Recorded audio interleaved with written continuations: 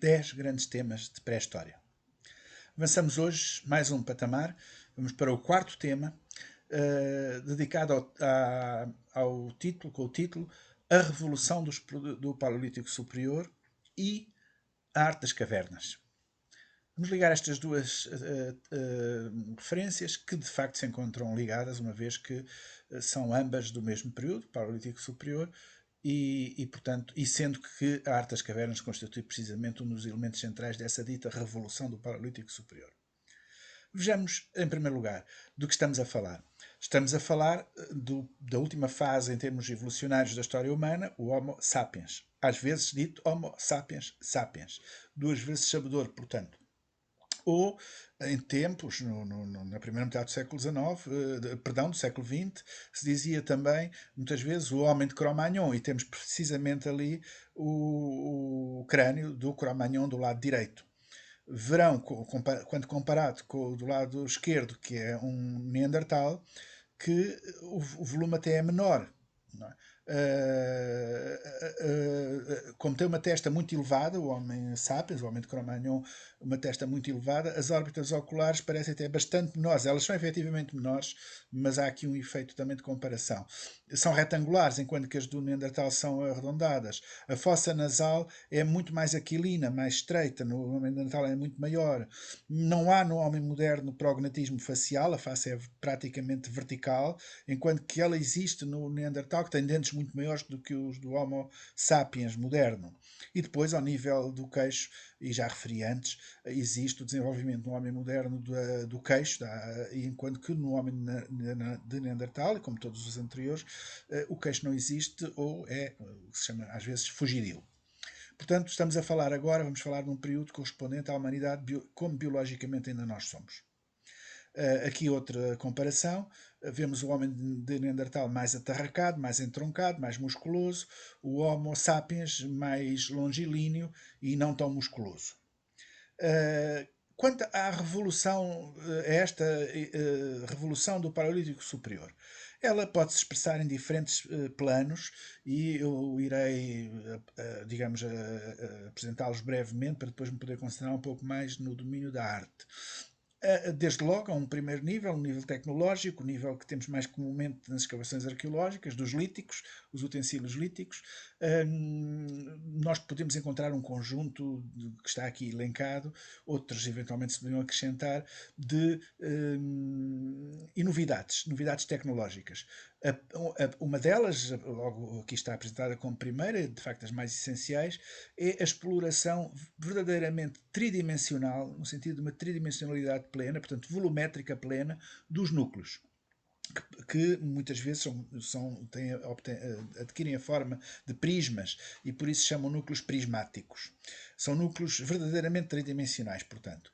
A partir destes núcleos prismáticos podem-se obter lâminas de formas especiais, muito, muito longas e estreitas e muito standardizadas, muito iguais umas às outras, que são as lâminas, são lascas com essa forma especial, ou, tendo dimensões mais pequenas, mantendo a mesma forma, lamelas.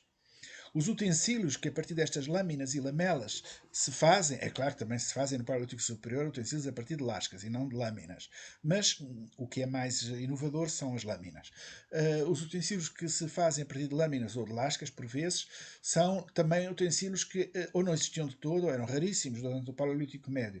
As raspadeiras, diferente de raspador, os buris, os furadores, as pontas perfurantes de muitos tipos diversos, portanto, são novos utensílios. Depois há uma maior especialização e standardização acentuada. Como os próprios suportes a partir dos quais fazem estes buris, estas raspadeiras, estes furadores, são eles próprios já muito standardizados, evidentemente que a ferramenta final, depois de adquirida a forma final, é também ela standardizada. E há um fabrico em série, porque a partir de um mesmo núcleo se podem obter, porventura, dezenas de lâminas e, portanto, dezenas de utensílios. Uma mesma lâmina, inclusivamente, pode atingir mais do que um utensílio, se for uma lâmina de grande dimensão. Portanto, há o fabrico em série. Repare-se que, por exemplo, no caso do Paleolítico Médio, os núcleos de Levallois, dos núcleos de Levallois poder-se extrair diferentes lascas ou pontas que, de facto, já eram o início da produção em série, mas nunca na ordem das dezenas. E aqui não. Há realmente uma muito maior economia da matéria-prima.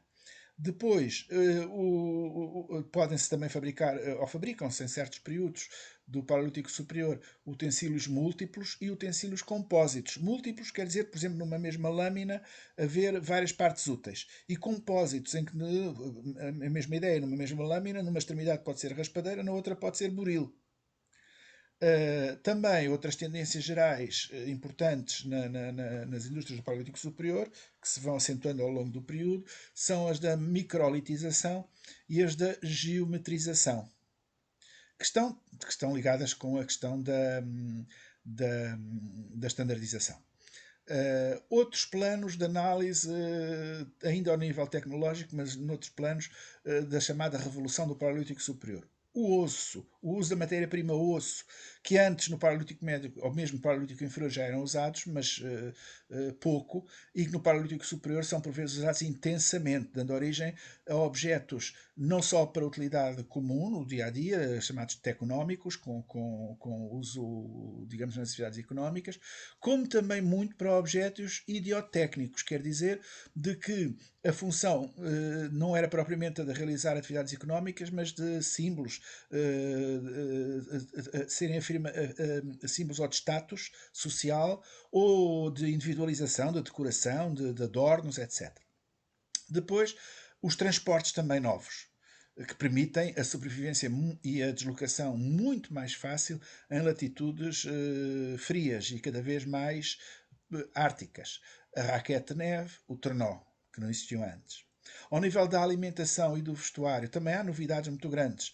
A conservação dos alimentos, por exemplo, passa a existir técnicas de conservação de alimentos como a fumagem ou a congelação, que antes, conforme as latitudes, que antes não existiam e que permitem, portanto, uma muito maior capacidade de sobrevivência ao longo do ano em regiões do planeta onde há longos invernos, por exemplo, que quase impossibilitam a obtenção de alimento durante meses, pois se pudesse tocar, acumular através destas técnicas de conservação os alimentos, eles armazená-los, portanto, em fossas, por exemplo, como os esquimós fazem.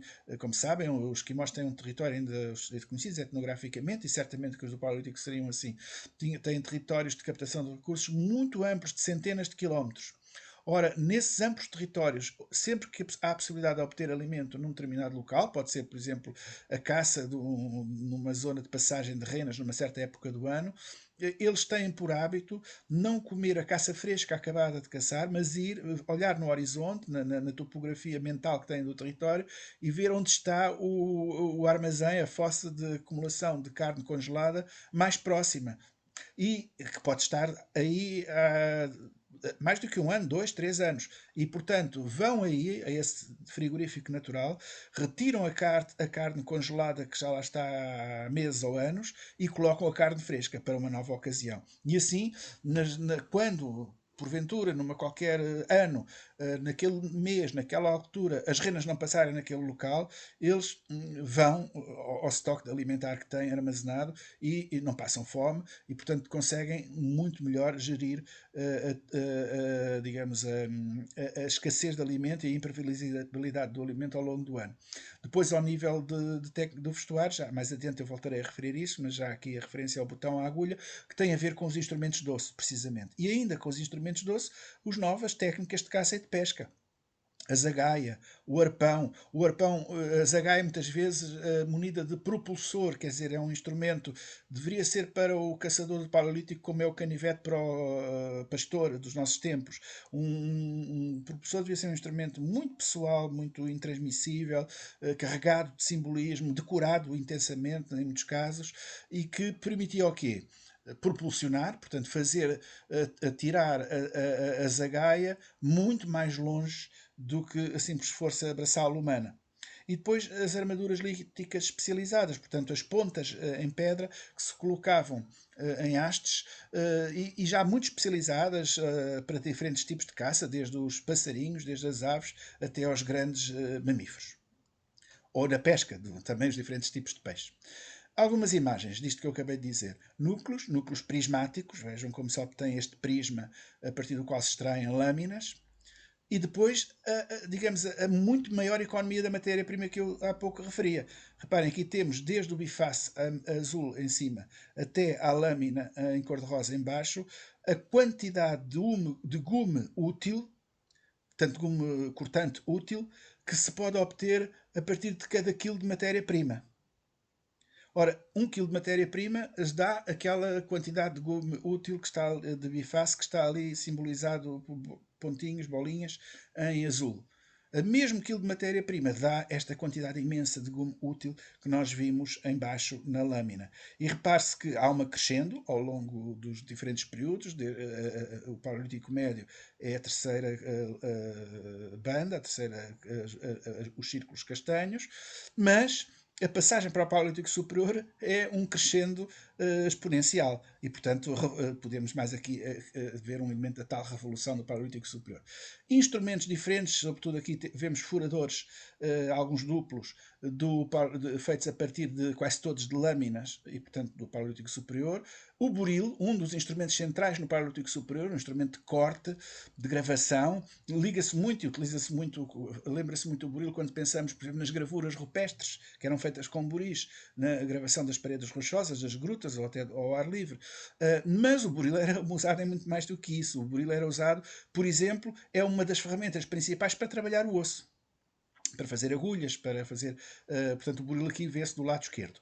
E do lado, no centro temos uma raspadeira, uma lâmina que é trabalhada em arco convexo em cima, na extremidade distal, que é a frente de raspadeira, e do lado direito temos uma faca de dorso, ou uma faca retocada, uma lâmina retocada em forma de faca, que poderia ser realmente uma faca com uma empunhadura, um cabo, e portanto, ou podia ser uma armadura lítica para pôr na ponta para atirar, ou com a mão, ou com flecha. Já lá iremos. Aqui está. Ora, estes elementos aqui geométricos, portanto, estamos perante trapézios, todos de diferentes tipos, ou alguns serão triângulos, outros são crescentes.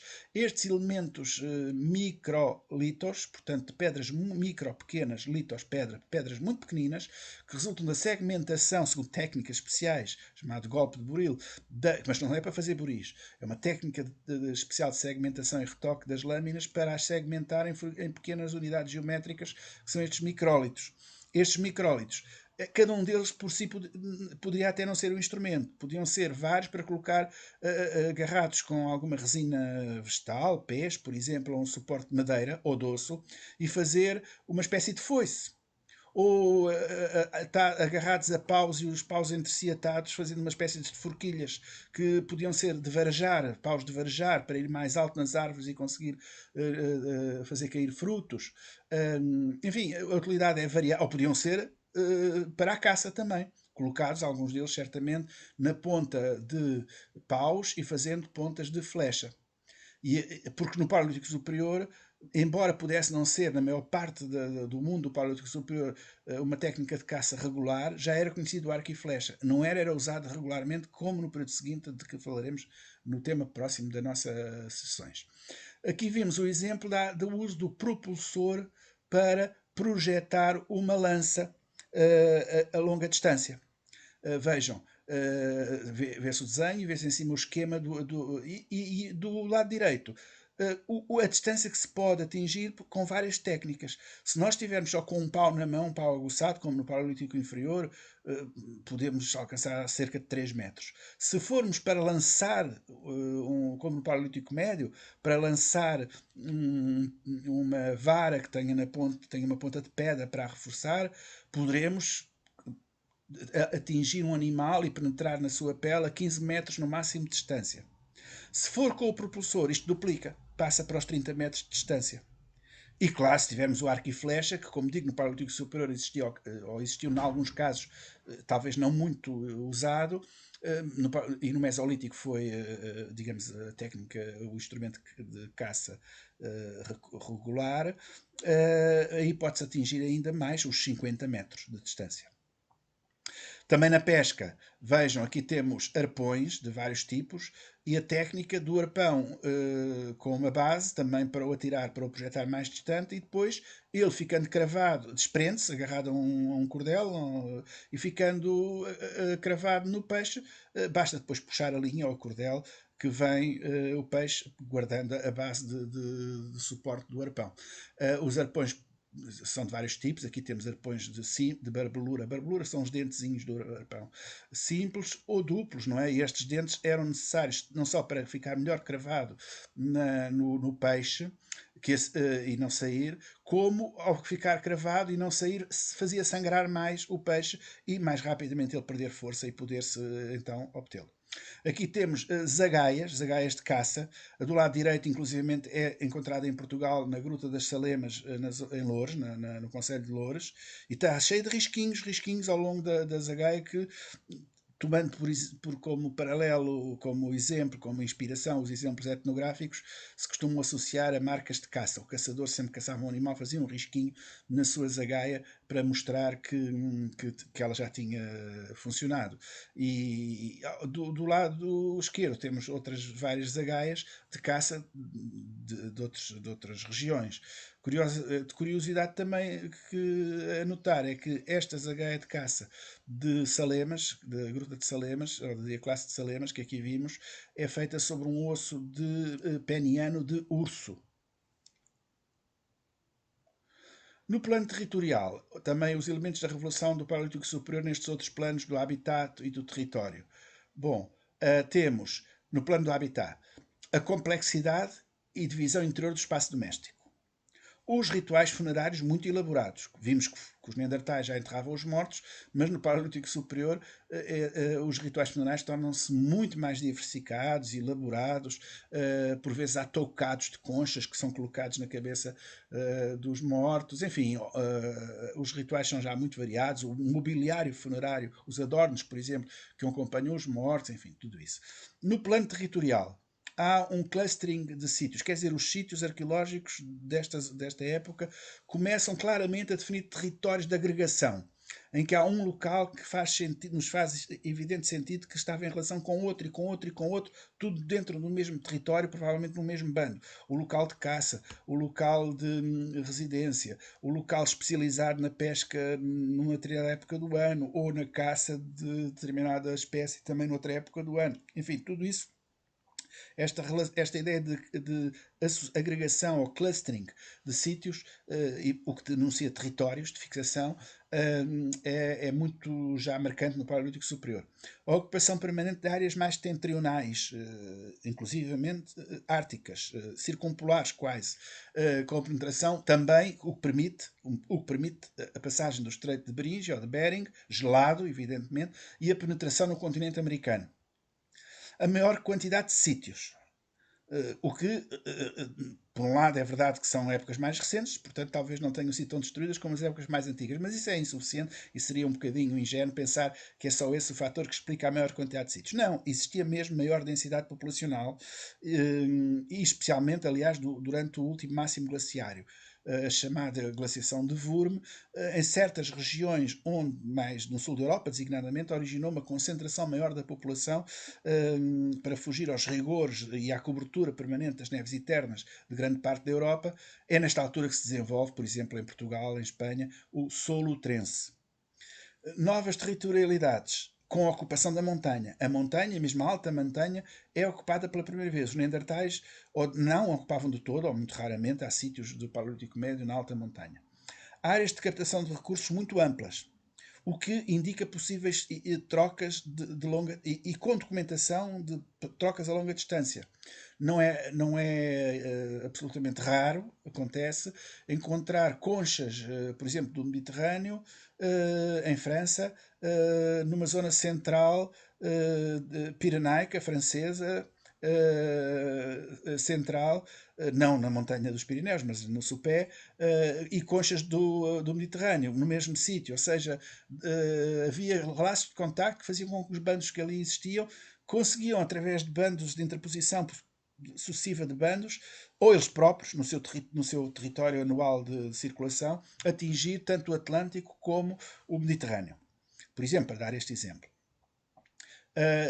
Continuamos com outros aspectos desta revolução do Paleolítico Superior. Por exemplo, no plano económico, a utilização de uma gama muito mais alargada de recursos materiais. Já falei antes, o osso, o marfim, a argila, os pigmentos e energéticos, recursos energéticos. O alargamento do leque de recursos alimentares. Os moluscos, peixes, as aves, vegetais. É claro que a ideia que se teve durante muito tempo que os neandertais, por exemplo, não pescavam ou não consumiam moluscos é errada. Até em Portugal se demonstrou que é errada. Mas é verdade que não o consumiam nas quantidades e com digamos, a regularidade e com a expansão em termos territoriais que os do Paleolítico Superior o faziam. A maior diversidade e especialização da caça. Muitas vezes já há casos de caça seletiva a uma única espécie e de pesca de um determinado tipo de espécie de peixe. Portanto, a especialização. Depois, o processamento especializado das carcaças animais e do pescado. E ainda as novas tecnologias de conservação de alimentos que já falei antes: a fumagem, a secagem, a congelação.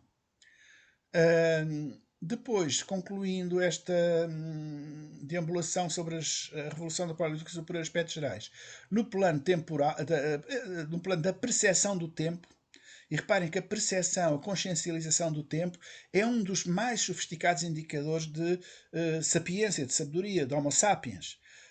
Aparecem os primeiros calendários. Calendários que antecipam o tempo, permitem calcular o tempo na ordem das estações do ano. Evidentemente não é nem dos anos sucessivos, nem das décadas, nem dos séculos, nem dos milénios, mas no horizonte daquilo que era necessário para sobreviver em termos de economia logisticamente organizada. E é isto, os comportamentos logisticamente organizados na escala do ciclo anual das estações que os calendários documentam. No plano social, novas tecnologias de vestuário, já falei antes no botão, na agulha, que revelam que havia um vestuário confeccionado. O sentido étnico, aquela indicação de territórios e de agregação de sítios, evidentemente que levariam necessariamente a um sentido de pertença, não de propriedade, mas de fixação territorial, que desenvolveriam também o sentido étnico, mas ao mesmo tempo a individualização dos grupos e dos indivíduos, o gosto pelo adorno pessoal, pelo objeto de caça próprio, etc. A expressão dos sentimentos, a música, as primeiras flautas, a dança, que se vê na arte rupestre, por exemplo, e, finalmente, por fim, mas não por último, bem pelo contrário, quase por princípio, a arte, o fenómeno artístico, a arte móvel e a arte parietal. Reparem ainda aqui alguns gráficos, antes de passar a falar da arte, que confrontam o Paleolítico Médio, os Neandertais, com o Paleolítico Superior. Por exemplo, se pensarmos na vida útil dos instrumentos e no tempo passado a fabricar instrumentos, o Paleolítico Médio é toda uma economia, um modo de vida mais expeditivo. Os instrumentos eram usados para usar, não direi que era usar e deitar fora, como em fases ainda mais antigas, mas não eram para guardar durante, provavelmente, nem sequer uma estação do ano completa. Eram talhados à medida das necessidades e podiam ser usados até mais do que uma vez, eventualmente, mas depois abandonados. Também não se passava muito tempo, não se perdia muito tempo a fabricar instrumentos. No caso do Paleolítico Superior, tudo o contrário. As ferramentas, sobretudo aquelas mais especializadas, eram para guardar, reutilizar, continuar a usar e usar o mais possível. E também se perdia mais tempo em trabalhá-las. Outro aspecto que confronta o Paleolítico Médio com o Paleolítico Superior, o consumo de alimento no inverno. O intervalo entre caça, processamento e consumo e a percentagem de carcaças utilizadas. No Paleolítico Médio, o tempo entre caçar e consumir era o mais curto possível.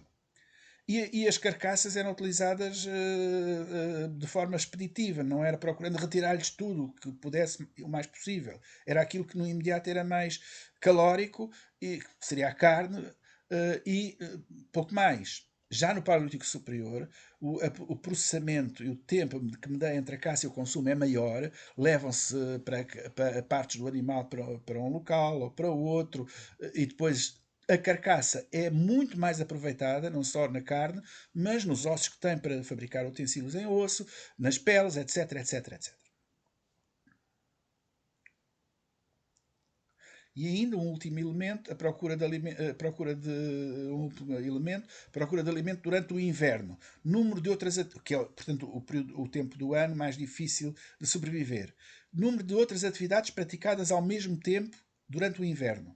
E percentagem do grupo envolvido na obtenção de alimento durante o inverno. Ora, no Paleolítico Médio, período mais difícil do ano, praticamente todo o grupo estava ocupado em obter alimento. E poucas outras atividades podiam-se fazer. Era um período difícil, de sobrevivência difícil. No Paleolítico Superior, pelo contrário, é a menor quantidade do grupo, mesmo no inverno, que está obtido em cada momento a obter alimento, o que significa que uma parte do grupo está disponível e os próprios estão disponíveis, que num momento de manhã ou numa fase do dia estão a caçar ou a recoletar ou a pescar, noutra parte do dia estão disponíveis para praticar outras atividades.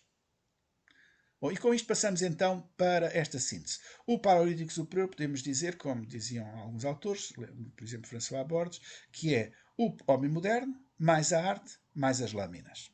Portanto, a arte é um elemento aqui central de que passaremos a falar. A arte do Paleolítico Superior faz parte deste conceito de revolução do Paleolítico Superior. Podemos dividi-la em dois grandes grupos. A arte móvel, em objetos, portanto móveis, e a arte rupestre, sobre superfícies rochosas. Na arte móvel, vejam aqui estes exemplos de colares, de elementos de adorno. Portanto, é um primeiro patamar da arte, são os adornos pessoais. E de que existem de muitos tipos no Paleolítico Superior, conchinhas perfuradas, ou até os objetos de uso comum, como as zagaias, os arpões, que também são decorados, investidos, ou os propulsores. Aqui está um belo propulsor, um lindo propulsor, que tem o cabo em forma de pássaro, como veem. Aqui outros propulsores também, com os cabos em forma de vários animais, não é? Portanto, isto era a peça digamos, de eleição do caçador, onde cada um investia mais de si próprio, individualizando o seu propulsor, aquilo que lhe permitia o maior êxito na caça. Depois há peças de arte móvel que são enigmáticas, que não sabemos na realidade o que são.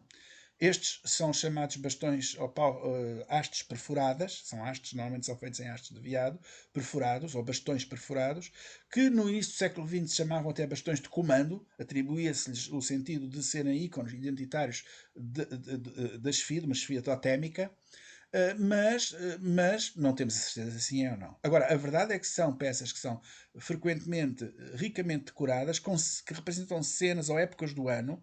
Aqui vem um deles que tem como que um tropel de equídeos. Noutros casos é, por exemplo, não sei se tenho para mostrar, penso que sim, eu vou já mostrar mais um outro muito interessante, ou se não tiver, direi, é este, exatamente. Reparem, aqui temos o desenho planificado, portanto, como se fosse aberto à peça e espalmada para vermos os dois lados, em toda a volta, quero dizer. Aqueles dois buracos que ali estão é o mesmo buraco, é o mesmo orifício, só que para abrir e mostrar em desenho aparecem dois buracos, penso que compreenderão.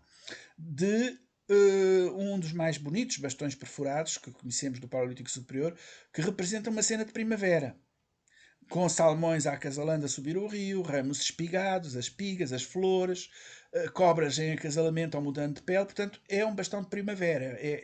Digamos, algo que simbolizava a primavera. Se estava ligado a um sentido mágico ou religioso e de poder, ou se era do caçador, o seu bastão, a sua peça de primavera. Os mais prosaicos, há interpretações prosaicas que dizem que isto eram peças dos caçadores e aqueles buracos serviam para desencravar as pontas de flecha quando estavam cravadas dentro dos dorsos dos animais, e que se queriam recuperar. Se é isso, se é outras coisas, vejam que até aqui inclusivamente estão crias, portanto, e todo um ciclo de primavera.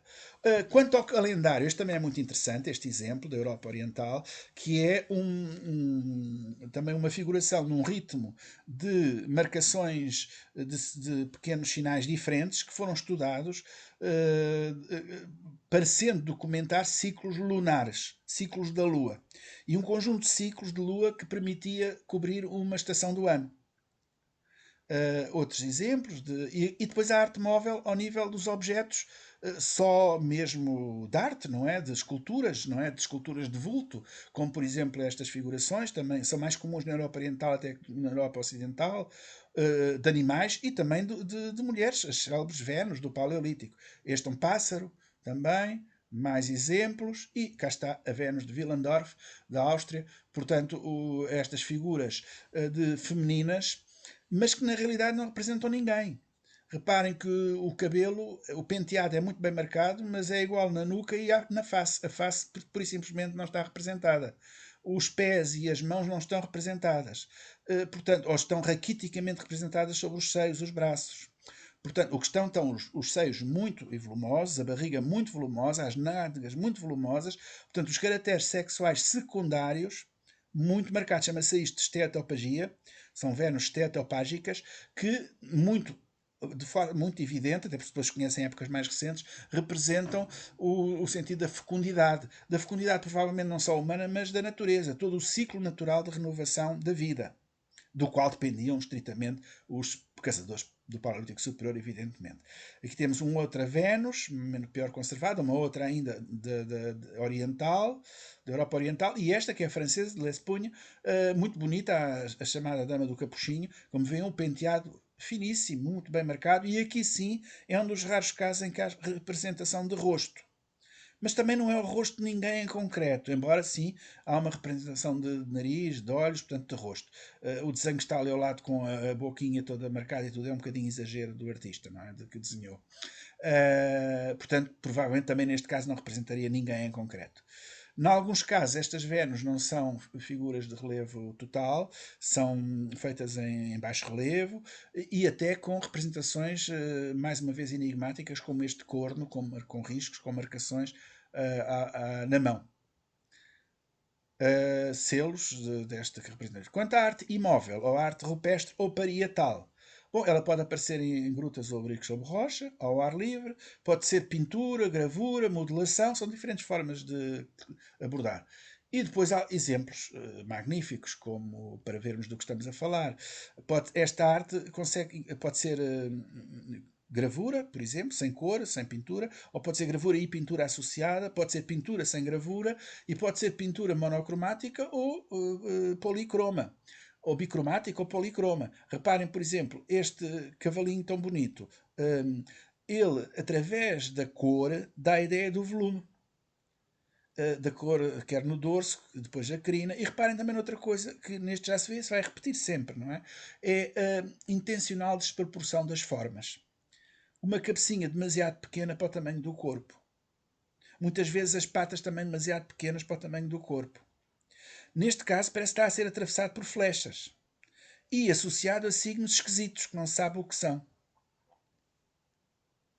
Podiam ser identificadores de bandos, de tótems, de bandos. Aqui temos um outro exemplo em que predomina, e não sei se é perfeitamente visível por todos, a gravura, embora também tenha pintura, e é já de uma fase final da arte, desta arte do Paleolítico Superior, porque é um cavalo em que vemos o focinho virado para a esquerda, e muito perfeitinho, muito bem marcado tudo, os dentes, a barbicha por baixo da mandíbula, a crina muito bem marcada, a orelha, o olho, etc. Enfim, este quase que realismo é próprio do final do ciclo. Em geral, na arte, o realismo, ou mesmo aqui a mesma coisa, em geral, o realismo em arte de todos os tempos, seja egípcia, faraónica, seja esta pré-histórica, seja de épocas mais modernas, representa mais o final do que o apogeu dos ciclos, porque são épocas em que o virtuosismo se sobrepõe à intenção simbólica do artista. E aquilo que verdadeiramente constitui a arte e o apogeu dos ciclos artísticos são a forma de se exprimir simbolicamente ansiedades, emoções, visões do mundo, afinal. Também pode haver esta arte, como disse, imóvel por modelação. Estes são os dois célebres bisontes de neon, modelados em argila no chão da gruta.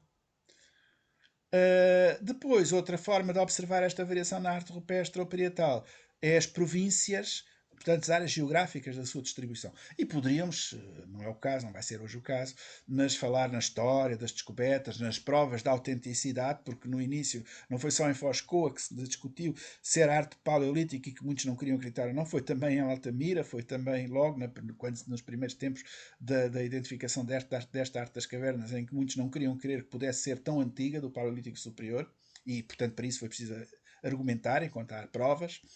Os temas desta arte é uma arte animalística. Os animais são o centro, são os motivos mais representados. A seguir aos animais também são representados signos, já vimos antes alguns. Estes signos podem ser representações de coisas reais ou simples geometrismos, que não sabemos o que querem dizer. E só em último lugar, muito excepcionalmente, a figura humana. Aqui temos alguns exemplos de associação entre animais com tal de formação de proporções intencional. Reparem, qualquer destes dois cavalos praticamente não representam o focinho mínimo. As patas são também mínimas, são apenas sugeridas. E o corpo é que é grande, longilíneo, muito volumoso. E reparem que têm pontos no interior, podia ser o malhado do pelo, mas depois pontos em toda a volta, no exterior. E tem além disso mãos em negativo, que é uma das raras formas de representar a figura humana, neste caso, a mão. Não é? Portanto, há aqui nitidamente mensagens que nos ultrapassam, que nós não conseguimos detectar plenamente, até porque em muitos casos as mãos sim nós conhecemos etnograficamente, mas associações totais como estas da pré-história da arte das cavernas do Paleolítico Europeu, designadamente, nós não conhecemos etnograficamente tudo e, portanto, escapam-nos as mensagens totais que estavam aqui subjacentes. Isto é de Lascaux, e reparem, em Lascaux, este tropel, esta manada de cavalos a correr, mas nada garante que seja tudo da mesma época.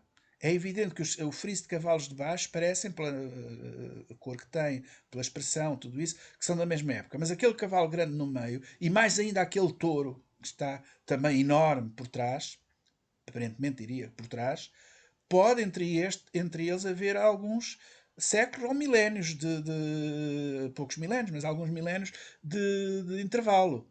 Porque a verdade é que estes locais, como Lascaux, estas grutas, eram santuários onde se voltava regularmente, porventura em cada fase do ano, nas mesmas cerimónias ao longo do ano, em anos sucessivos, durante décadas, nas maiores grutas, durante séculos e até milénios, sendo que em cada vez que se voltava se podia representar mais um elemento como se o que estivesse antes não existisse. Portanto, essa ideia de que o que estava antes eram obras de arte e que não haveria que pintar por cima é a nossa ideia contemporânea, completamente anacrónica para o período. A arte tinha um efeito mágico-religioso. Qualquer que fosse, há várias teorias sobre isso. Não sei se poderei agora aprofundá-las, dado o tempo que tenho para me poder limitar nestas conversas. Mas qualquer que seja a finalidade última da arte, ela tem sentido mágico ou religioso e, portanto, é algo que faz parte de um ritual que se justifica enquanto se está a fazer e enquanto é útil. Depois disso, é como se não existisse. Reparem, por exemplo, este caso deste veado com umas artes totalmente oníricas, que levam, aliás, alguns autores, em épocas mais recentes, a dizer que esta arte era feita, em alguns casos, mais ou menos casos, era feita em situações de transe sob o efeito de narcóticos. E depois aquela linha alinhada de pontos e aquele retângulo em baixo.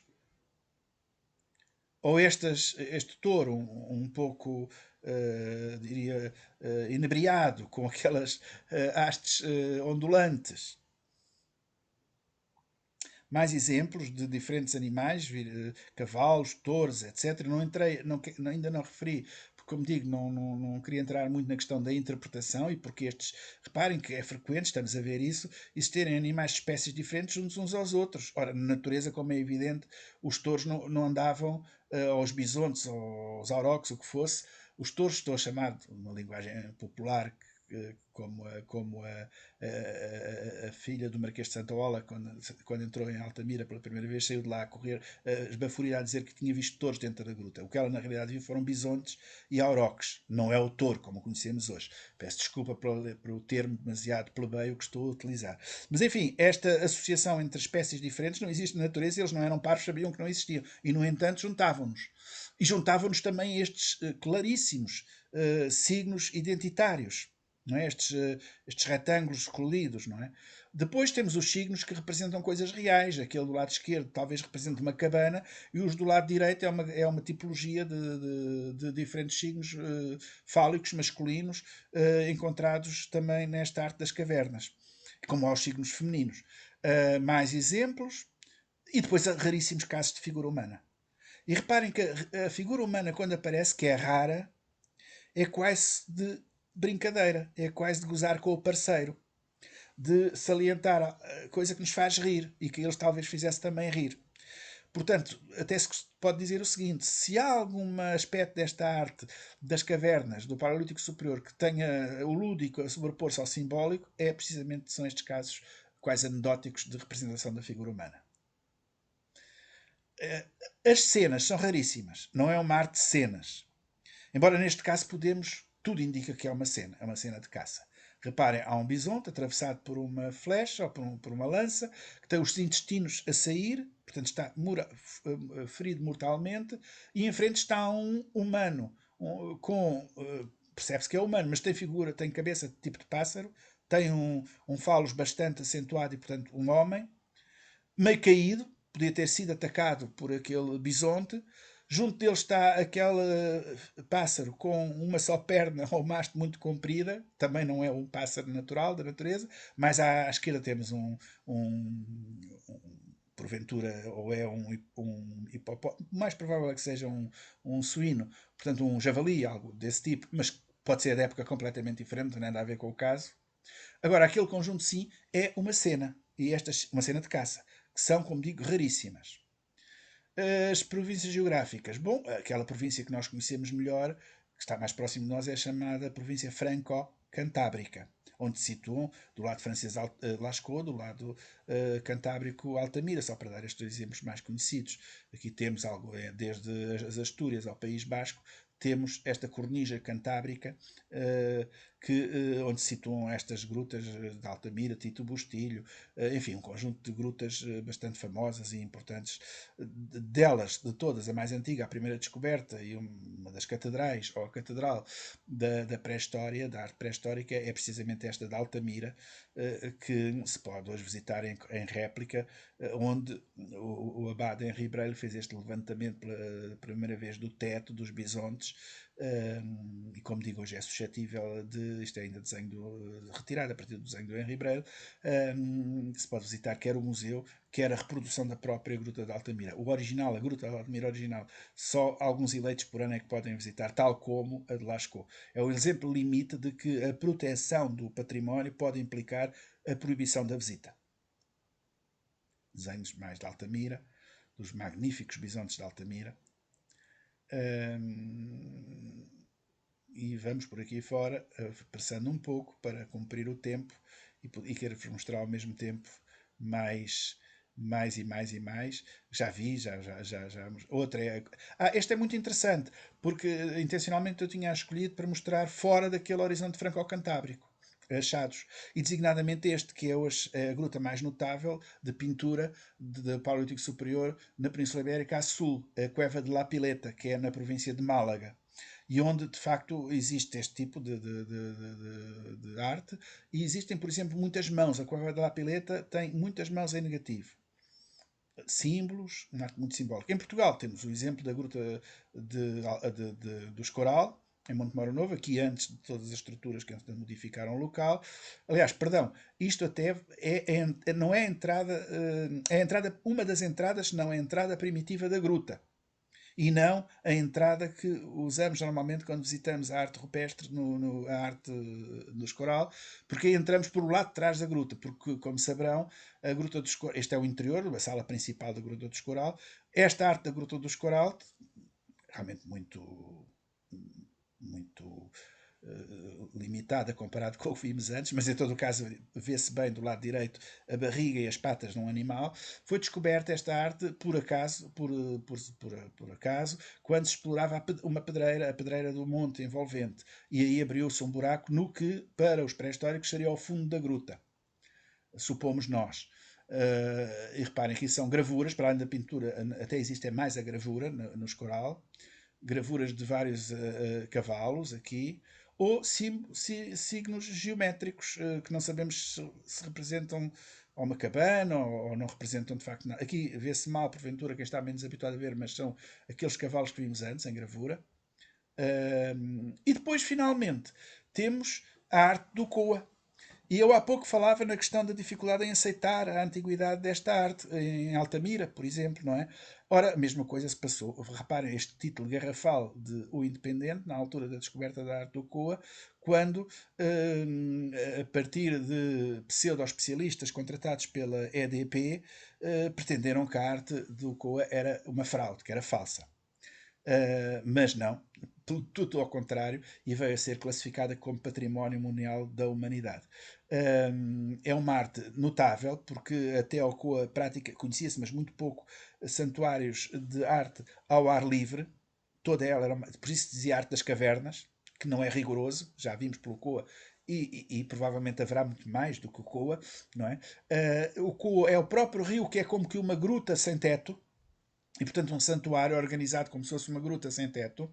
Este é um dos núcleos mais interessantes, que é o da Canada do Inferno, onde as escavações que se fizeram, os nossos colegas têm feito um trabalho notável na zona do Coa, conseguiram pôr à vista uma plataforma vertical rochosa cheia de gravuras, totalmente coberta por sedimentos, eles próprios do Paleolítico. E este critério estratigráfico, da sobreposição estratigráfica, foi um dos que foi usado precisamente no final do século XIX, início do século XX, para demonstrar a antiguidade da arte do Paleolítico. Depois no Coa voltou-se a fazer a mesma coisa, com, digamos, o adicional de se poder datar por carbono 14 aqueles depósitos e, portanto, saber exatamente que as gravuras que estão naquela plataforma rochosa têm que ser anteriores às datas obtidas dos sedimentos que as cobrem por carbono 14. As datas obtidas por carbono 14. E reparem, aquela plataforma, como ela é rica de gravuras, um emaranhado que quase, à primeira vista, não se distingue nada. Está cheia de animais sobrepondo-se uns aos outros. A tal ideia de que sempre que se gravava um, pouco importava se já havia outros por baixo. Por isso uns estão virados para a esquerda, uns estão virados para a direita, uns têm meio por cima uns dos outros, etc. Ou seja, não há nenhuma lógica organizativa do painel. Porque, certamente por isto, que eu repito pela terceira ou quarta vez, é que a razão de gravar, de fazer aquele animal, esgotava-se no ato de o fazer, no âmbito cerimonial que levava a fazê-lo. E pronto, e depois isto conduz a isto que aqui vimos nestes painéis. Este é um dos painéis da Canada do Inferno, em que os animais se sobrepõem. Creio que a seguir terei a cores e verão ver melhor. Cá está, isto é material feito por um parque do Coa, e como veem, naquela rocha da Canada do Inferno, os diferentes animais que existem, neste caso mais bisontes e cavalos, que se sobrepõem de forma completamente aleatória. E depois com este dado importante, que é uma das novidades da arte do Coa. Depois do Coa até se encontraram grutas em França em que se repetiu isto, que é a existência, que eu vou andar um pouco mais depressa para vos mostrar. Aqui está outra das rochas gravadas também, com as diferentes sobreposições dos diferentes animais. Outras técnicas de gravação, não tanto por picotagem, mas por riscar as superfícies rochosas. E aqui está novamente levantamentos. Esta ideia, que é muito importante, que é a do movimento. Reparem, temos aqui uma cabra magnífica, uma cabra ibérica, ibex magnífica, com duas cabeças. Não é bem que tenha duas cabeças, ela está a olhar para um lado e está a olhar para o outro. E através desta técnica dá-se a ideia do movimento. Estes animais conduzem, às vezes com três cabeças, com o pescoço a partir do mesmo corpo e em três posições diferentes, como na banda desenhada, afinal, também na banda desenhada encontramos isto. Não se conhecia de todo, ou eu diria mesmo, tanto quanto eu sei de todo, não se conhecia na arte do Paleolítico. As descobertas do Coa, temos aqui outros núcleos, vou passando, imagens bonitas do Vale do Coa. O Coa trouxe-nos esta novidade da arte, do movimento na arte, que depois vem a ser descoberto em grutas francesas, descobertas já depois do Coa. A evolução desta arte do Coa, perdão, desta arte do Paleolítico. Bom, agora sabe-se mais, porque já é possível datar até muitas vezes diretamente quando é pintura. O pigmento pode ser datado por carbono 14, pela técnica de aceleração do carbono 14, que permite datar microgramas de amostra e, portanto, datar o próprio pigmento animal ou vegetal com que é feita a pintura. E, portanto, isso tem permitido corrigir as ideias que se tinha anteriormente. Mas ainda continua, em termos genéricos, a ser válida esta ideia da evolução dos estilos da arte do Paleolítico, desde as fases mais antigas pré-figurativas até ao estado do realismo fotográfico, o estilo 4A, isto segundo André Leroy-Gourhan. Em todo o caso, uma das coisas que estas novas datações nos mostram, e é muito interessante, é de que, ao contrário do que se poderia supor, o próprio Gourhan está implícito neste esquema do Leroy-Gourhan, é de que a arte foi crescendo do simples para o complexo, devagarinho, nada disso. A arte, quando aparece, aparece quase que explosivamente e com uma variedade de formas, de capacidade de expressão que surpreende, tão avançada como na fase clássica, ou mais ainda. Portanto, há como que uma fase inicial de explosão e de experimentação e depois a fixação ao longo do ciclo em temas e em fórmulas que são as que fizeram vencimento. Aqui temos ainda a representação dos ciclos. Finalmente, termino referindo a questão das teorias explicativas, sem entrar muito nisso. As clássicas são aquelas que se baseiam na análise separada de motivos e tenderam, como a de Henri Breil, entre outros, e que tenderam a defender que a arte ou era simplesmente pelo prazer, a arte pela arte, que é de todas a teoria menos consistente, ou arte mágica ou arte totémica. Portanto, estes motivos mágicos e totémicos como os essenciais para explicar o porquê eles faziam isto. E depois há as teorias modernas da arte, explicativas da arte, que se baseiam não na análise de motivos isolados, mas de conjuntos. E, portanto, tendem a ver uma gruta não como uma simples acumulação de motivos isolados, mas como um todo organizado, tal como uma igreja nossa atual, que não é um local onde as coisas estejam aleatoriamente expostas só acumuladas, mas tem uma lógica interna organizativa. E, portanto, a ideia de santuário. E aí, aqui, dos quais Leroy-Gourhan ou Lamenguin-Perret são, entre outros, são dois dos autores mais citados. Aqui a arte, a razão de ser da arte, liga-se ao mito, à mitografia. A arte, no fundo, seria a representação plástica, artística de mitos, a arte xamânica e a arte agregadora. Cá está, só para vos mostrar esta, a Gruta de Combarel, em França, onde precisamente Leroy-Gourhan, fazendo a planta geral da gruta desde o início até ao fim, viu que em cada uma das zonas, sejam elas de corredor estreito ou de grande sala, entrada ou saída de grande sala, de vertículo perigoso de acesso, etc., havia animais diferentes. E mais ainda, que os pares das associações que se faziam em cada um destes locais não eram de pares naturais da mesma espécie, macho e fêmea de cavalo, por exemplo, mas associações de espécies diferentes. Ele aqui partiu para uma leitura segundo a qual determinadas espécies tinham um valor mais feminino e outras espécies tinham um valor mais masculino, independentemente de serem machos ou fêmeas dessa espécie. Era a espécie no seu conjunto que tinha esse valor. E feminino e masculino é uma forma reduzida de dizer, no sentido de os dois princípios geradores da vida. E que, portanto, aqui teríamos mitografias propiciatórias, de algum modo, e narrativas de como os caçadores-coletores do Paleolítico Superior viam a vida, o universo e a renovação eterna da vida. Os últimos desenvolvimentos são as descobertas, como a do Coa, ou da Gruta Cosquer, ou da Gruta Chauvet, onde precisamente aquela ideia da animação tipo banda desenhada também se encontra. As novas localizações de arte na Europa e no resto do mundo. A arte de ar livre, do Coa, como a do Coa, as novas datações e os novos conceitos evolutivos, a possibilidade de datação absoluta, direta, vem introduzir novos dados muito interessantes na arte. A ideia de que a arte é muito mais antiga do que se esperava, e de que não há tanta linearidade de ciclos artísticos como antes se pensava, e, já referi antes, a animação, a ideia da animação. E pronto, com isto concluo esta a nossa deambulação de hoje. A próxima será sobre aquilo que alguns autores chamam a Idade de Ouro da história da humanidade. Será que é mesmo? Falamos do Mesolítico. Veremos.